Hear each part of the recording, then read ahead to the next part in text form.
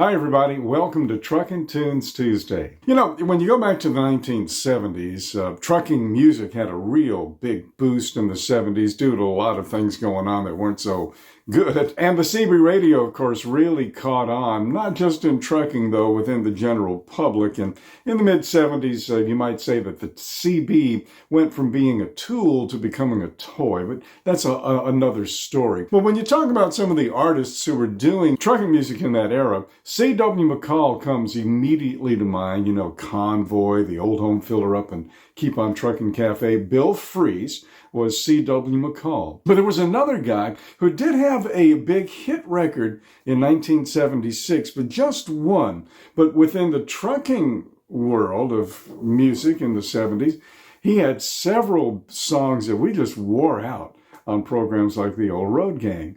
And his name was Jay Hughley, better known as Cledus Maggard, and his band, the Citizens Band. Cledus Maggard and the Citizens Band. Jay was a television producer and writer. He was a songwriter, a comedian. Jay was an advertising executive working in Greenville, South Carolina.